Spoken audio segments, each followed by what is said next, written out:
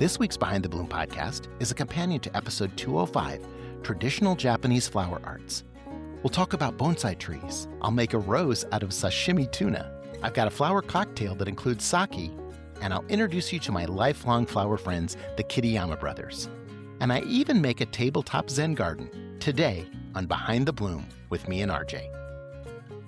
California is an American hotbed for flowers, flower growers, and flower sellers, many of whom are of Japanese descent and are also lifelong flower friends of mine. I always enjoy attending the Cal Flowers Fun and Sun Convention, coming up this year in Pasadena, August 5 through 8. If you're in the flower industry, it's a must-attend event. And as always, I'll be there joining in flower tours and giving flower presentations. Cal Flowers is a proud sponsor of Jay Schwanke's Life in Bloom and Behind the Bloom podcast, where flowers and wellness go hand in hand. Hey, Jay. Hey, how are you? I'm good. How are you? Good. We're going to talk about Japanese flower arts today. All right. I'm so excited. I have a tip. Yeah, let's get to the tip. So number 153 from Bloom 365, it's called Heaven, Earth, and Man. A simple Ikebana Japanese-style flower arrangement can be created using a kenzan, also known as a flower frog. One branch, one leaf, and one flower create a simple, elegant, and stylish presentation. Of course, more can be nice as well. And I think that's true.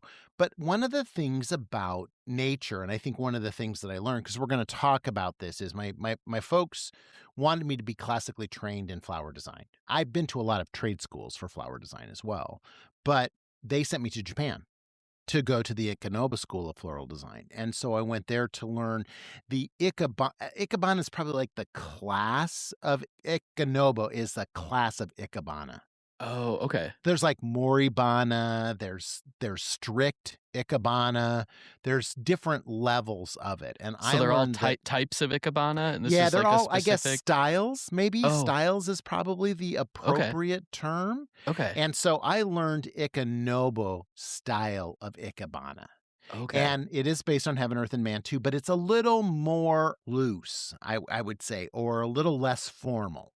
I gotcha. Okay. More room for interpretation. So I think that that's also helpful too. It makes it easier to execute, I think. I have a big book about it, and I think I showed the book in this episode. Did I show a big green book in this, or is that a later episode? I think it was a later one. Yeah. Oh, okay. All right. Yeah. So, but I have a big book about Ikebana too. And so you can purchase books about Ikebana that will teach you different methodologies of them. But the basic thought is Heaven, Earth, and Man. And the other thing that they taught us in that class was that Mother Nature does it by herself. Mm-hmm. Oh, So okay. if you break a branch off a tree, there probably is a Heaven, Earth, and Man that you could identify. Or if roses are growing on 3 roses are growing on a stem, a rose bush, they might be in Heaven, Earth, and Man because Mother Nature does it on their own. Okay. And so that's also part of the Ikebana style is emulating nature or respecting nature. The Ikebana is also used for religious purposes on altars and homes. So there's that as well. So I think that, that's where that all comes from. I love this episode because it gave us a chance to delve into this in a couple different ways. Mm-hmm. And it was really nice to do Ikebana. It was nice to do the Zen garden. It was nice to talk to Japanese American flower growers. So there's a lot of things that could happen. And so we put it together, and we talked about bonsai too. So the challenge was, and I think it still is always with public education, television, is how do we make this relatable to everyone? Oh, right. How do we not go so deep into it? Sometimes I'll watch a travel show. There's a Japanese show that's on before our show in our market here in Grand Rapids. I love watching it because it talks about places that and they're usually talking about places that they go in Japan and see them. But I won't see those places unless I go to Japan. Mm-hmm. And so I want a little bit more relationship to happen with our projects we do. Okay. Nothing against that because I think it's interesting and I love it and it's wonderful and I love the guests and the hosts and everything that they do and all the cool things that they show.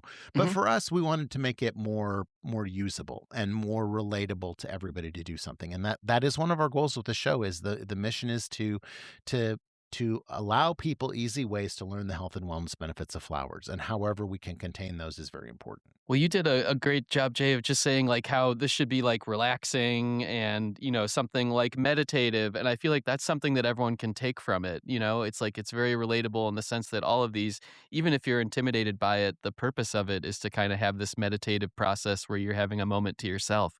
And I felt like that was like a fantastic like takeaway from it. So I loved that. And I think it transcends not just Ikebana. It transcends flower arranging.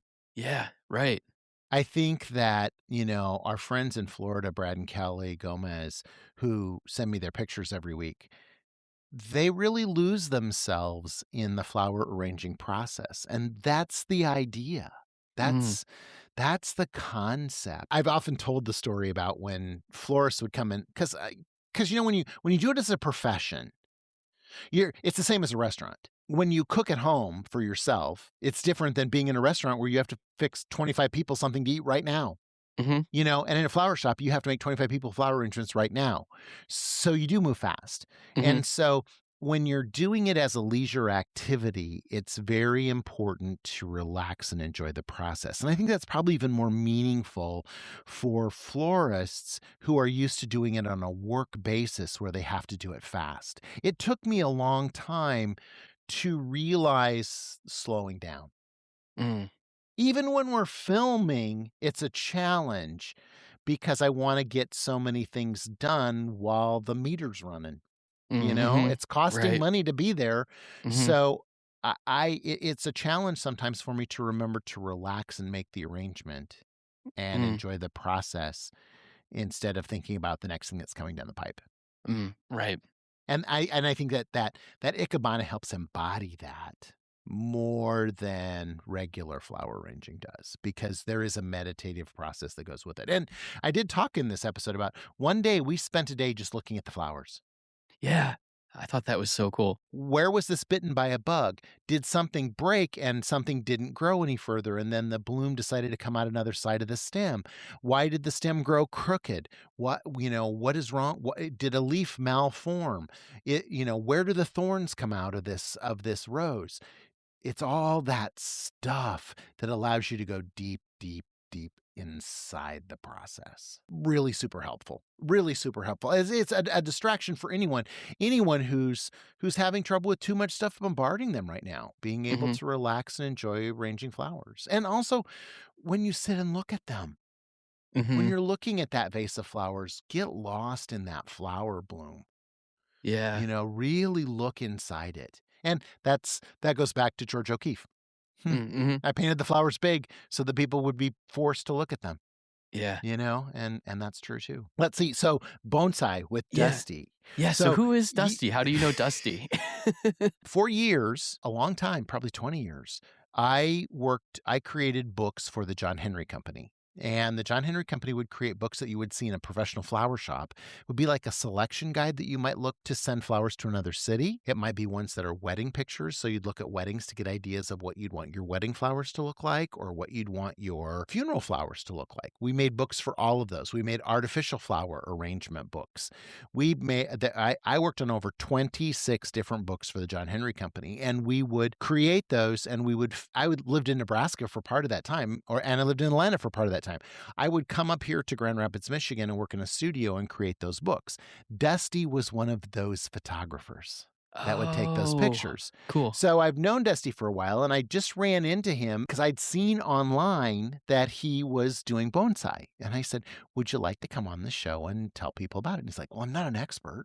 And I was like, I know, even better. Even better. I wanted him to come on as an everyday guy who could give us everyday tips about doing bonsai, and he was willing to do so. And it was really great that he did it. And it was funny. I believe he's the first man I gave a flower crown to. Maybe I'm wrong. Oh. But I think so. Okay. And I was like, do you want to put on the flower crown? He was like, no. What? And I was like, okay. And his wife was like, put it on. You're fine. Put it on. And he's really cute when he puts it on. And he's like, I think that also helped me understand that. That's why I ask people if they want one and if they're willing to wear one and stuff like that too. And it was still new. It was season 2.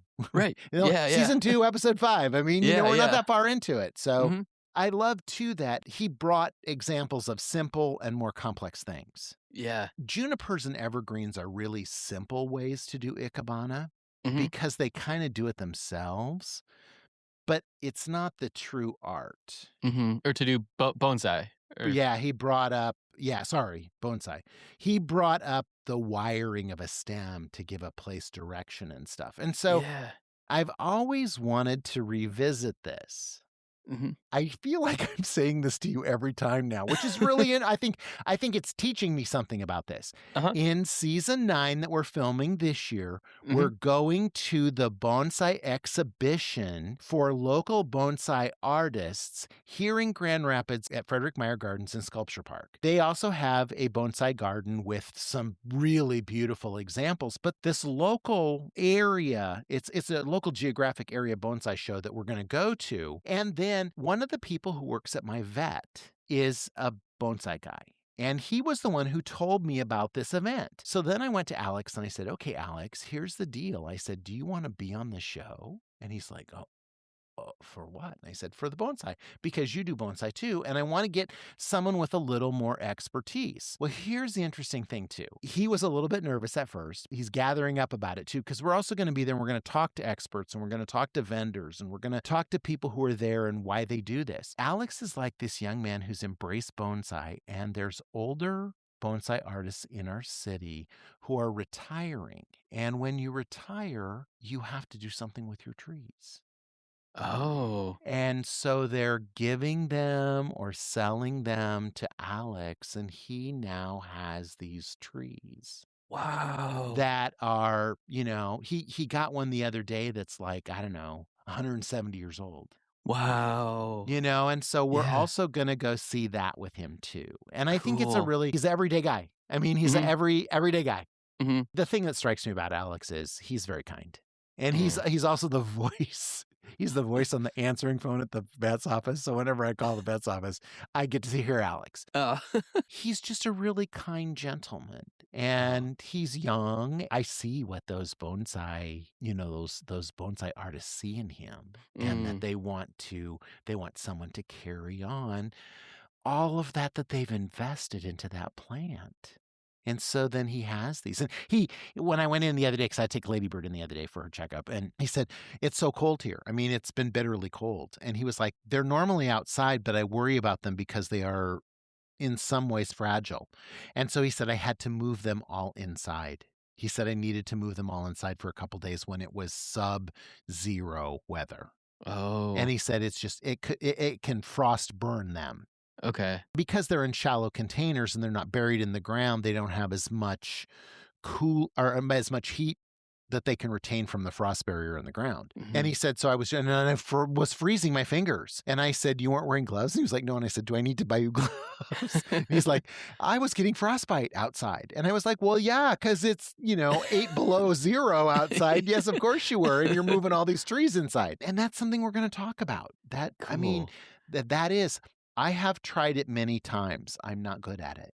Again, yet another example, but I'm not good at it. And so I want to talk to somebody who is an expert, and I want to talk to the people who are really interested in this. And I'm really excited that we're going to get it going. It's over Mother's Day weekend. Because we're going to film it on Mother's Day weekend. Yeah. Cool. You also asked the question, can any tree be made into a bonsai? Yes. Any tree. That is incredible. Any tree can become a bonsai. Wow. It's about regulating the growth of the tree, managing the shape of the tree, and also correctly managing the root system of the tree. Oh, okay. So it's something that you don't see. And I've been following more and more and more bonsai people on Instagram and Facebook. There's phenomenal stuff out there. Oh, I want to We start go looking. to the Epcot Flower and Garden Festival every year, and they have bonsai trees. It's very interesting to me. They had a bonsai tree there. So they have these bonsai trees that are huge. I mean, they're just huge. They're on a pedestal and they're huge and they're as big as half your body, right? Okay. I Oh, mean, they had one that was stolen. stolen. How do you What? steal a bonsai tree from Epcot? Wow. I don't know how that works. Yeah. But I was just Yeah. like, what? So now you will notice that they're chained down. Oh, okay. They are chained down Mhm. where they're on display, which Okay. is sad. Yeah. But at the same time, if it's necessary. they're valuable. Right. 100 years old. I mean, think about how much care and how much thought has gone into making that. I mean, Alex was telling me that he has one that was valued at $17,000. wow. And I'm just Wow. like, that's way too much responsibility for I me know. and a plant. I I'm just know. saying, I know. But think about that. That generations have taken care of a tree. I know. How many generations is 170 years, Like, that's got to be, What is that? That's I mean, at least 3, maybe 4. that's incredible. I mean, think about, I mean, yeah. if people live to be 75, okay, let's just say that. I mean, so that's yeah. 3. That's probably 3. Yeah. I want to learn more about it. But this segment allows you to dip your toe in bonsai. Yeah. And it's true. He said, I do like, too, that he said, you get a tree in a pot, but nobody tells you what to do with it. Yeah. He said, And it's true. Do what you want with it. No one will tell you what to do. I was like, that's great. But the wiring and the shaping of them. Mhm. And I had one I kept for almost a year, and then I Okay. lost it. Oh, okay. And I lost it when it was inside, not when it was outside. Mm. So I lost it when I brought it in for the winter. Oh, okay. Dusty and Alex had told me I probably should have just left it outside and it would have been fine. Really? I would get so scared that it's like too delicate. I put it in the greenhouse window, and then it was really interesting because when I put it in the greenhouse window, then it turned color and all its leaves fell off like it was fall. And I thought, oh, well, this is great. And then it died. Oh. And I was like, oh, well, shoot. And then, but hindsight, okay, again, talking to these people will be very interesting for us. So yeah. Okay. So sashimi rose. Yes, tuna sashimi rose. I just have to tell you that my favorite sushi restaurant in the world is in Dallas, Texas, in the Deep Ellum neighborhood. It is called Deep Sushi. I would go there, and I would always go there because I was a design expert for the Dallas Market Center. So when we were in the Dallas Market Center, we'd always try and get there once or twice. And I got to know the owner and everybody. Everybody's wonderful, and all kinds of people who worked there, and all the bartenders who had worked there. And there's even a drink named after me called the J-Co. Oh. It's a J Cosmopolitan. Oh, okay. It's basically 2 shots of vodka and a shot of Cointreau and a splash of cranberry and 2 slices of orange. Then they would call it the J-Co. And so, so they named that drink after me. But then they would always make me sashimi roses because I was the flower guy. Oh, okay. And so that's what I tried to emulate here. I did not do a very good job of it, but it looks okay. I think it looks pretty good, Jay. I mean, real sashimi artists and sushi artists have knives that will allow them to cut paper thin and make these roses that look like real roses. And it's an impression of a rose and it's lovely. Oh, but yeah. I mean, but I mean, there's some really cool roses that can be made. So cool.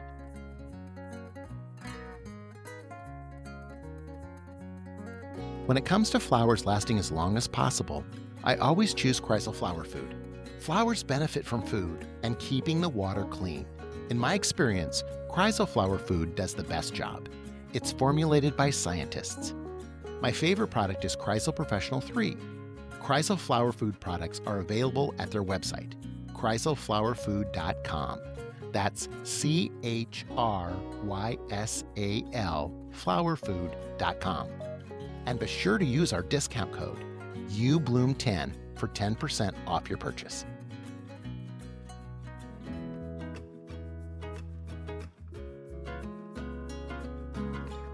Support the joy of flowers. The Life in Bloom Foundation is a 501c3 nonprofit dedicated to flower education and inspiring a love of flowers in everyone. The foundation helps fund the production of Jay Schwanke's Life in Bloom on public television, making it possible for viewers across the country to enjoy the beauty and benefits of flowers. The foundation also provides free flower education to high schools, colleges, and floriculture programs through ubloom.com, helping students and future florists bloom in their own careers. Your donation in any amount makes a difference. Plus, all contributions are 100% tax deductible. If you'd like to help us continue sharing the power of flowers, visit thelifeandbloomfoundation.org to donate today. Thank you for your support.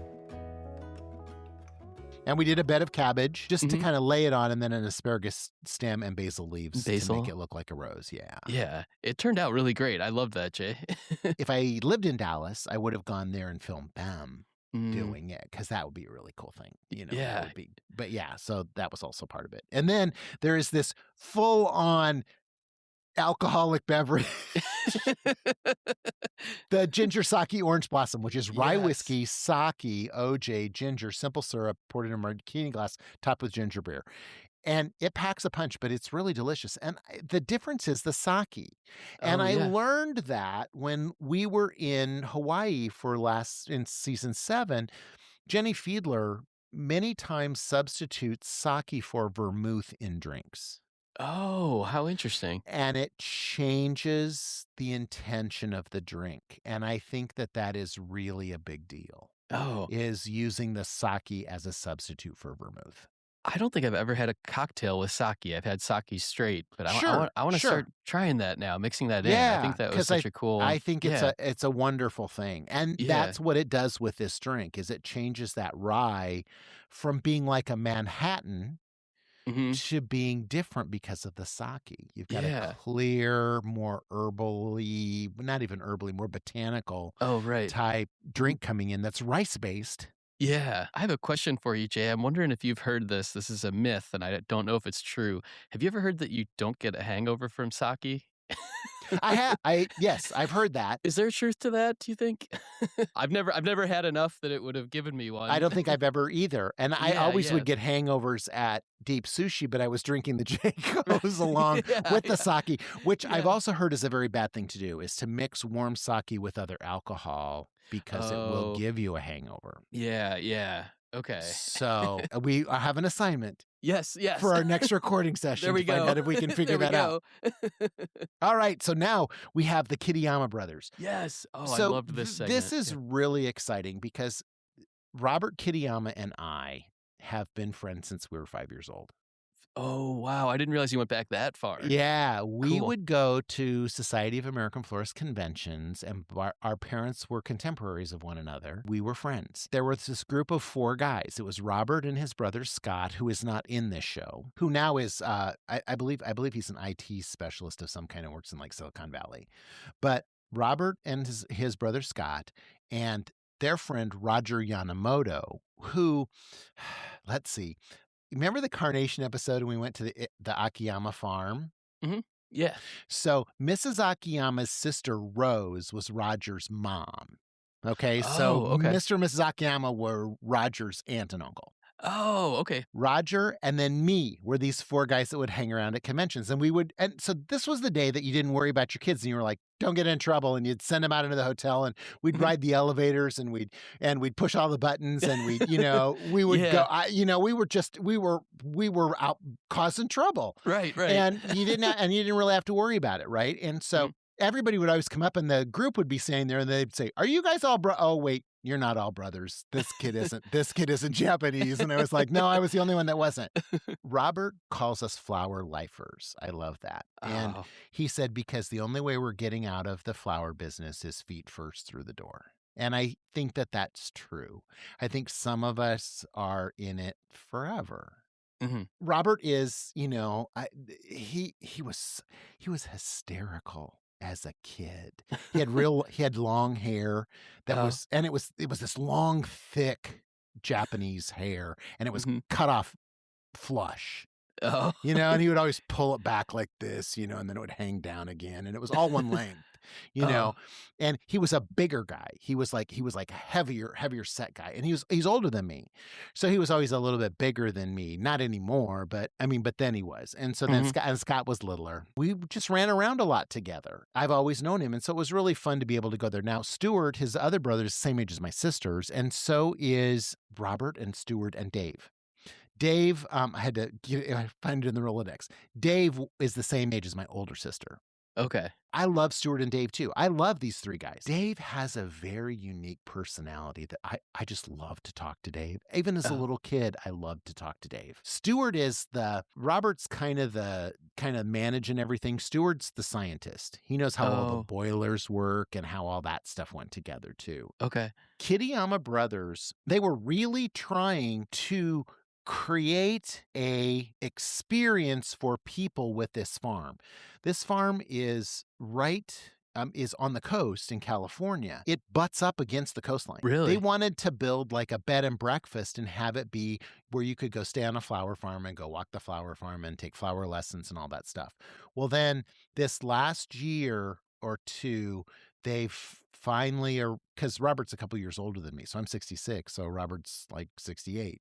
So he retired, and Stuart's retired, and Dave's retired. So they are renting out their family flower farm to another company called Continental, which is a place that we went to for our Christmas show for next season too. So Oh, okay. they're running that operation, and it was called KB Farms, Kitayama Brother Farms. And so now they're renting it and using it for their flower operation. Okay. Robert likes to ski, and Robert likes to go to Hawaii. Oh. So, there's that. Okay. They grew up in Colorado, and they had I a was gonna ask. carnation Okay. farm. Yeah, they had a carnation and rose farm in Colorado. And then they moved to California because they realized they could grow flowers year round there and didn't have the horrible utility bills that you would have running that in Colorado. I gotcha. We used to get a box of carnations from them every week.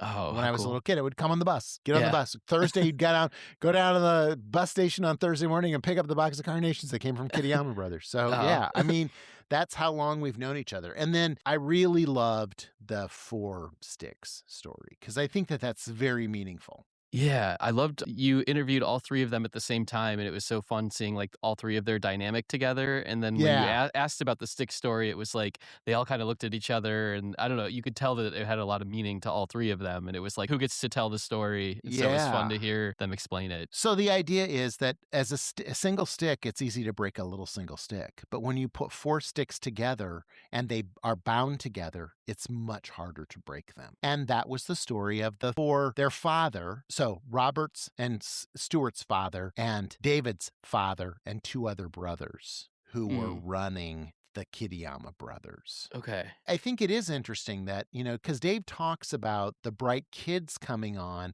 and inspiring them to be in the flower industry. We're at a very interesting juncture in the flower industry because I was just having a discussion about this the other day, and I think it's very interesting. It's about the evolution process. Oh, uh-huh. Lane, it was with Lane. It was Oh, with yeah. Lane when we were talking Yeah, we about were it, just that it's talking coming about full this. Yeah. circle. Yeah. In the day, I come from a 4th generation family business. There was not a 5th generation who wanted to take over the business, and the business closed and went away. I feel like so many people that you've interviewed, Jay, that we've seen up to this point, it's Yeah. similar stories. It's gone to family to family, Right. and so many people you've told me about have been like, "Oh, well, they had to shut down, They didn't or wanna they had go to any further. consolidate, or whatever." Yeah. And it's hard work. It's very manual labor. It's hard work. It takes away all your vacations. When you're in the flower business, you're open for Christmas, Easter, Mother's Day, Valentine's Day. You're open. The one you're not open for is 4th of July. But remember that on the 4th of July, people still want to get married and they want to have funerals. I mean, they don't want to have funerals, sorry, but they have to have funerals, So, and people still get sick and people still have babies. And so all of that stuff, being a florist is being a florist 24 hours a day. And even if you're a grower, you have to keep the flowers growing. The orchid Right. grower that we talked about that has to make sure those orchids are making their bloom coming up the next time. That's all has to happen. It's a pressure cooker. It sometimes isn't attractive. And I look at we have a episode coming up in a couple future seasons called With the People from Oregon Flowers. And it's called Let's Go Dutch. And they're a Dutch family, and they're in their 2nd generation, and they're trying to build their 3rd generation. And I'm fascinated by it because the 3rd generation is little kids. They're 5, 6, 7. Tyler is taking those kids to Amsterdam to show them the history of the family in Amsterdam and letting them go. And his one kid is like really involved. His oldest child he took, I think he's like 7, and he took him to the place where they had all the machinery and let him go. And they even let one person let him drive a tractor over there. That's a huge tractor that they plant bulbs with and stuff. So he's really working to get that kid and those kids, his kids, interested in the family business. Okay, cool. In my family, my parents pitted us against each other. And that was the downfall. That was a downfall, is if you're going to raise kids together, you have to have a 4-stick mentality. Yeah. My parents didn't. They were trying to divide us and make us enemies of each other to try and get the biggest part of the business. And that didn't work. Didn't work. And we all left. I think that, 4 sticks and making it evident. And I liked how Dave, I can still hear Dave. They're really bright kids. That's a very Dave Kitayama statement. They're very bright kids, and they know computers, and they have respect for what those kids want to be and do, or what entertains them, or what is interesting to them. That's super important. That's really important. It's a really good example. It's a really good example of them. I think they said when you were talking, just, they wanted to build a thriving, vibrant business so the next generation says, I want to do that. And I thought that was like such a, it's like exactly like what you're talking about, to make them see it and just say like, that's what I want. Not just like, this is what I'm ready for, or what I've been prepared for, but that's what they want at the same time. We are very fortunate, though. Like, we've done Let's Go Dutch with Oregon Flowers, and Tyler is that person whose dad made him realize that's cool. We have Ivor Van Wingerden, whose dad made him feel Ivor's 3rd generation, so that's cool. Those ones that are out there are killing it. They're doing a really great job. And they're also innovative because they're learning to make it different. And they're learning how to evolve with what's happening. To go back to the statement from before and kind of about slow flowers, I think one of the things that's interesting is we have a show coming up in this coming season with Idlewild Flower Farms. They have 2 kids, and their 2 kids go to farmers market with them every week. One of their kids does a motivational statement. She writes her little Ada's motivations, and puts them inside a couple bouquets. So you don't know until you get home, when you take the sleeve off, if Ada's written a note in there. Oh, that's fun. And Ada wants to do all the social media, and the mom doesn't really like to do it, and Ada loves to do it, and so she lets Ada do it. I can see that magic happening in real time. Oh, That's really the way to do it, because I think too, with like slow flowers, the first year that you plant, and many slow flower people have told me this, we planted the first year and we thought this flower thing went really well. And the next year, the bugs figured out where the farm was. It takes a year. It takes a year for the bugs to be like, hey, there's flowers over here. We should all be over here. And they set up shop. And then you realize that you have to do something to deter them, and you have to do something to rejuvenate the ground. And so there are those pieces and parts. And it's things that our fathers knew. I mean, my dad knew how to run a greenhouse. Robert Kitayama's father knew how to run a greenhouse. And we have to learn that, but then we also have to learn how to innovate and to morph and evolve. And I think that's a big deal. Chrysanthemums are the thing that it means laughter. The meaning of it is laughter and happiness into the home. We grew carnations when I was a kid in the 60s, and so we had to disbud them and everything. So growing chrysanthemums is a super, super difficult thing to do. And you have to bring in soil every year, new soil for them, and regenerate the soil and stuff. So that is, and they have to be shaded and lit. It's really difficult to grow chrysanthemums. And so most of the chrysanthemums today are all grown in Ecuador or Colombia. Oh, okay. Yeah, they're really good people down there. Also, the Zen garden. I love the Zen garden because I think a Zen garden's fun. And you can buy little Zen gardens off in catalogs and stuff. I like that we just kind of made one ourselves, and we used rocks and stuff, and we used some succulents. And typically a Zen garden would not have flowers in it, so I have to say that. But I liked using like the Crispedia. Yeah, you made it your own. They look like a rock, yeah. And then you had the succulent. And there's different meanings of the way that you shape the sand, too. So it can represent water, it can represent flowers, it can represent growth. There's all these things, too, that come with it. So that's kind of a fun, and I love the tool sets that come with them so that you can draw in the sand. Yeah. That container is a container that's still available from Accent Decor. It's just a wooden carved container. Oh, okay. Just fill it with sand and Yeah, we used it for a couple other projects on the show too, but in other episodes. That wooden one is a great one. And anything that will hold the sand, oh, I think yeah. it's fun. Yeah. And it just allows you to set up your own little world sometime and escape to that other world, which is what we talked about at the very beginning of the show, is Right. that you're creating your own little world and Mhm. you can take note of it and allow you to escape from Yeah, and I other think places. now more than ever too, with everybody on their phones and with everything going on in the world, like, I Everything feel going on in like the world. yeah. Yeah. I feel like Yeah. sitting down at your Zen garden is like, I wanna go there and do that right now. I was watching you, going to town on that, and I was like, "Oh my gosh, I wanna be there. I wanna escape." I will tell you, the other day we were doing one of the podcasts but we were talking about the perimeter urn. I Oh, walked by a place the other day. I walked by in the Meijer the other day, and I walked by the thing, the clothing rack, and I thought, can I crawl in there? I'm having a day like that. Can I just Yeah. crawl into the center and sit Yeah. inside that little rack? That's what I'm gonna do. Sitting Yeah. here, see how long it takes someone to find me. Right. There's an old Barney Miller episode where a guy was staying overnight in a department store, and I thought Oh. that is where you could hide. I know, You could yeah, sit in yeah. the middle of those racks until the store all closed up. Meijer's never closed, so there's not. Oh, So you would yeah, never yeah. win there, but Yeah. you could sit in the middle of those, and the Yeah, people yeah. wouldn't find you. So You might yeah. go in and there's somebody else in there. Other people have the same idea at this point. Right. Yeah.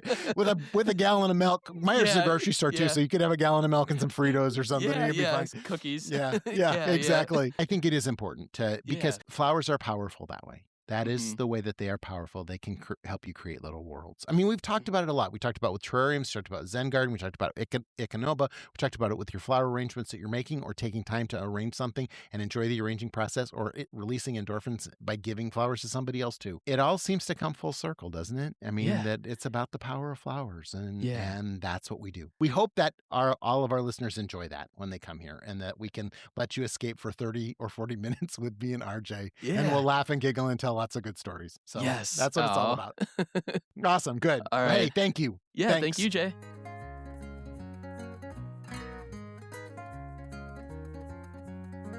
Thanks for joining us this week on Behind the Bloom podcast with Jay Schwanke and RJ Poole.